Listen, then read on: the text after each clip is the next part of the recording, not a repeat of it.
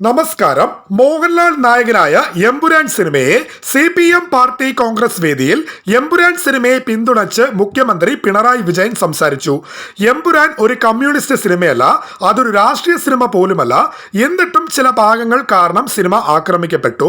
ഏതാനും രംഗങ്ങൾ മുറിച്ചു മാറ്റുന്നത് സിനിമയെയും അതിനുവേണ്ട അധ്വാനിച്ചവരെയും ബാധിക്കും. CBFCയേക്കാൾ വലിയ സെൻസർ ബോർഡായി RSS പ്രവർത്തിക്കുന്നെന്ന് പിണറായി വിജയൻ മുഖ്യമന്ത്രി പറഞ്ഞു. എമ്പുരാൻ സിനിമയിലൂടെ അഭിനയത്തിലും അരങ്ങേറ്റം കുറിച്ച് ആന്റണി പെരുമ്പാവൂരിന്റെ മകൻ ആശിഷ് ജോയ് ആന്റണി. സിനിമയുടെ ക്ലൈമാക്സ് ഭാഗത്താണ് ആശിഷ് പ്രത്യക്ഷപ്പെടുന്നത്. ആന്റണി റാവുത്തർ എന്നാണ് ആശിഷിന്റെ ക്യാരക്ടറിന്റെ പേര്. അണിയറക്കാർ ഇപ്പോൾ പുറത്തുവിട്ട പോസ്റ്ററിലൂടെയാണ് ആശിഷിന്റെ കഥാപാത്രത്തിന്റെ പേര് വെളിപ്പെടുത്തിയിരിക്കുന്നത്. നേരത്തെ ചിത്രത്തിന്റെ ട്രെയിലർ ഇറങ്ങിയപ്പോൾ മുതൽ കൗതുകം ഉണർത്തിയ കഥാപാത്രമായിരുന്നു ഇത്. പലരും ഇത് മണിക്കുട്ടനാണെന്ന് തെറ്റിദ്ധരിച്ചിരുന്നു.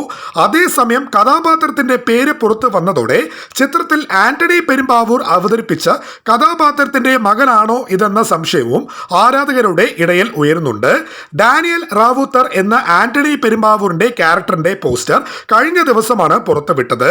അങ്ങനെയെങ്കിൽ സിനിമയിലും അച്ഛനും മകനുമായി വേഷമിട്ട താരങ്ങൾ എന്ന പ്രത്യേകതയും ഇവർക്കുമുണ്ട്. എമ്പുരാൻ സിനിമയിലെ സർപ്രൈസ് കാസ്റ്റിംഗിൽ ഒന്നായിരുന്നു ആന്റണി പെരുമ്പാവൂർ അവതരിപ്പിച്ച ഡാനിയൽ റാവുത്തർ എന്ന കഥാപാത്രം. മുംബൈയിലെ അധോലോക സംഘത്തിലെ ഒരുവനായ റാവുത്തർ അബ്രാം ഖുറേഷിയുമായി അടുത്ത ബന്ധം പുലർത്തുന്ന ആളെന്നാണ് സിനിമയിൽ പറയുന്നത്.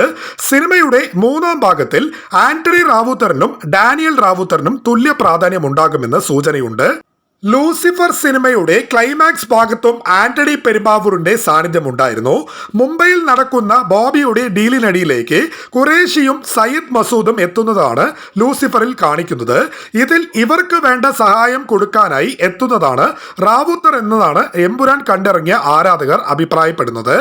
റാവുത്തർ എന്ന കഥാപാത്രം അതിഥി വേഷത്തിൽ മാത്രമാണ് ഈ രണ്ട് സിനിമകളിലും പ്രത്യക്ഷപ്പെടുന്നതെങ്കിലും ലൂസിഫർ ഫ്രാഞ്ചൈസിൽ പ്രധാന സ്ഥാനം തന്നെയാണ് പൃഥ്വിരാജും തിരക്കഥാകൃത്തുമായ മുരളി ഗോപിയും നൽകിയിരിക്കുന്നത്.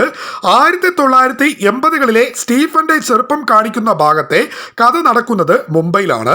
റാവുത്തറിന്റെ തട്ടകത്തിൽ വന്ന് കളിക്കാറായോ എന്ന് പറഞ്ഞാണ് കൗമാര പ്രായത്തിലുള്ള സ്റ്റീഫനെ തല്ലാൻ ഗുണ്ടകൾ പാഞ്ഞെടുക്കുന്നത്. റാവുത്തർ മുംബൈ സ്വദേശി ആയതുകൊണ്ട് തന്നെ ഇവിടെ പരാമർശിക്കുന്ന റാവുത്തർ ആന്റണി അവതരിപ്പിക്കുന്ന കഥാപാത്രമാകാനാണ് സൂചന. അങ്ങനെയെങ്കിൽ ലൂസിഫർ മൂന്നാം ഭാഗത്തിൽ സ്റ്റീഫനൊപ്പം നിൽക്കുന്ന കഥാപാത്രമായി റാവുത്തറും എത്താം.